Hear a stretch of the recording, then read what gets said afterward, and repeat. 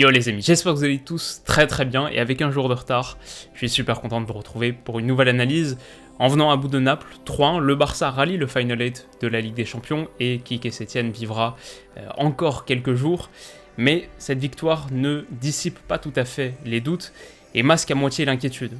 Peuvent-ils vraiment aller au bout ?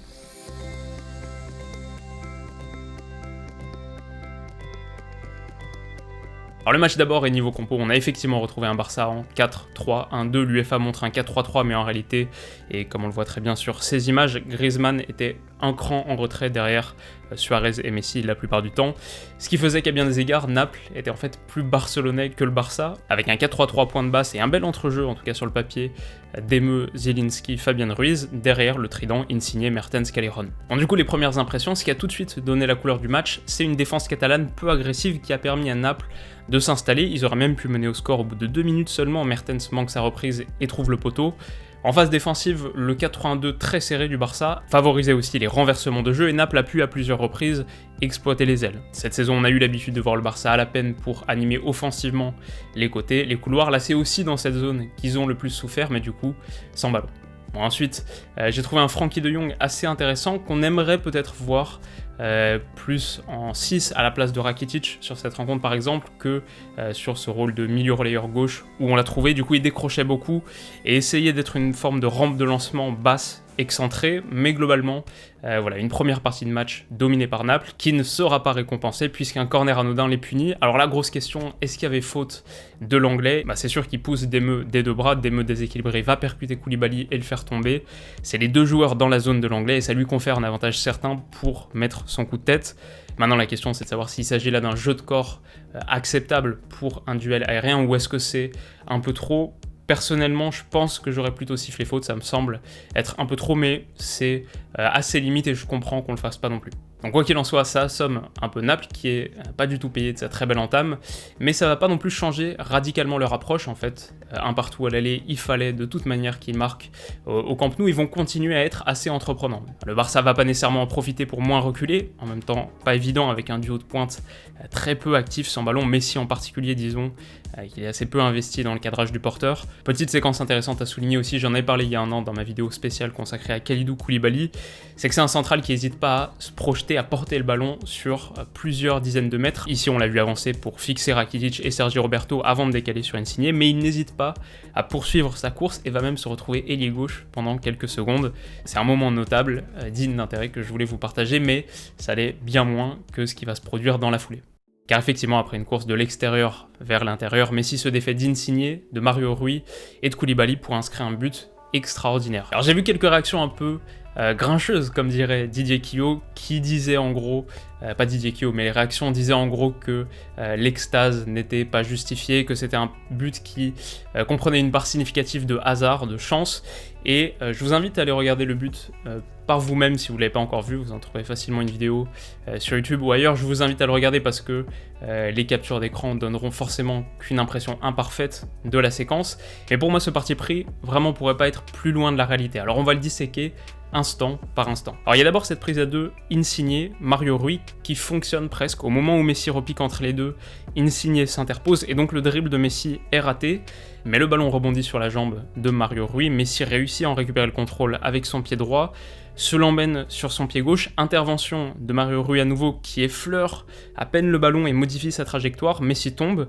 mais au sol, là va réussir un dribble extraordinaire sur Koulibaly, c'est le moment clé de l'action, et 2 secondes après avoir été dans cette position, Messi se retrouve ici, il a retrouvé son équilibre, mais comme Manolas bouche l'angle, Manolas bouche l'accès au second poteau, au lieu de tirer en première intention comme cette position du corps le suggère, et le suggère à Manolas justement, il va temporiser, micro-feinte de frappe, d'ailleurs on voit que le corps de Manolas s'est tendu, il s'attendait vraiment à ce qu'un tir parte, cette fraction de seconde a ouvert l'accès au second poteau, elle a aussi, vous le remarquerez, elle a aussi poussé Ospina à se décaler d'un pas pour boucher le premier. Donc là c'est le moment de déclencher, alors en tombant, mais une chute parfaitement contrôlée, voulue, on le voit à la trajectoire du ballon, Messi réussit à mettre l'effet qu'il veut pour enrouler.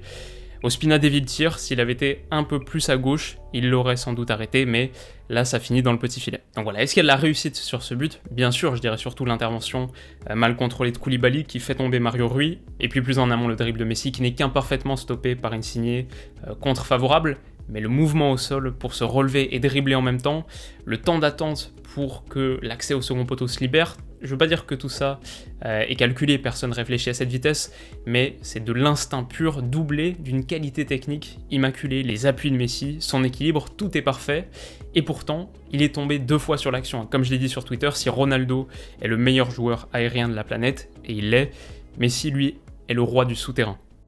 Bon, très longue parenthèse refermée, on revient au match. D'ailleurs, Messi marque à nouveau, mais son but est refusé par la VAR pour une main. Et là, ça peut sembler sévère, mais il y a effectivement main. Les nouvelles règles précisent que toute main offensive sur une action qui donne but doit être sanctionnée, donc décision parfaitement logique. On va tout de même retrouver Messi quelques minutes plus tard qui bondit sur Koulibaly. Koulibaly ne le voit pas et dégage dans sa vie. Là encore, décision parfaitement logique, c'est penalty. Pour moi, à partir du moment où Messi passe devant Koulibaly sans le toucher ou le déséquilibrer, c'est évidemment un penalty. J'ai vu certains évoquer la question de l'intentionnalité, mais sur cette action, elle se pose pas du tout. En fait, que Koulibaly l'ait vu ou non, c'est malheureux, mais ça change rien. On peut même estimer que quelque part c'est son devoir de défenseur de savoir s'il y a un attaquant qui arrive derrière lui au moment de son dégagement. Donc voilà, décision totalement logique. En tout cas, penalty accordé et converti par Luis Suarez. À l'évidence, Lionel Messi, qui l'avait laissé le tirer et qui en a profité pour refaire ses lacets, avait plutôt confiance en son camarade. Ça fait 3-0 et c'est la fin avant l'heure. Naples aussi va bénéficier d'un penalty totalement logique, le transformer, revenir à 3-1 juste avant la mi-temps et s'offrir un petit peu d'espoir pour une seconde période qui va être franchement assez terne. Le Barça va pas du tout impressionner et concéder même un peu d'espace à Naples. On peut aussi noter que le Messi génial du premier acte va se montrer assez peu engagé. Je sais pas si c'est une question de rythme ou de motivation, mais on a vu même une séquence assez lunaire à 5 minutes du terme où il observe main sur les genoux la circulation de balles stérile catalane. Et alors forcément, au coup de sifflet final, il y a la satisfaction de la qualification, mais il y a aussi pas mal de motifs d'inquiétude. Et si on n'en est pas convaincu, il y a juste à voir la réaction de Quique Setién et d'Eder Sarabia plongés en grande discussion. Peut-être se disait-il que sans les coups d'éclat de Messi, il n'y aurait pas grand-chose de positif à retenir de ce match, et ils auraient raison. Globalement, le Barça n'a pas imprimé un rythme impossible à suivre, le Barça n'a pas semblé contrôler les événements comme on s'attend à les voir le faire, en tout cas historiquement au Camp Nou. Fondamentalement, quand on regarde cette équipe, on n'y voit pas un collectif, on n'y lit pas de fil directeur, on n'y trouve pas d'unité particulière. Il semble pas y avoir d'idée qui dirige le tout et les résultats, les performances dépendent plutôt de la surperformance ou non de certaines individualités. Alors c'est dû à plusieurs choses, ça mérite une vidéo dédiée donc on va pas s'y éterniser, mais notons globalement un effectif mal construit à plus d'un titre, un message qui semble avoir du mal à passer, je sais pas si Quique Setién restera très longtemps sur le banc du Barça, puis beaucoup de frustration, on voit beaucoup de frustration, mais peut-être moins de désir et de faim qu'il y a quelques années. Ça, ce serait plus un problème au niveau des individualités et de l'équipe dans son ensemble. Alors du coup, tout ça n'augure pas de très bonnes choses pour la suite. Le Barça va maintenant rencontrer le Bayern, large vainqueur de Chelsea, et on aura le temps de revenir plus en détail sur cette confrontation.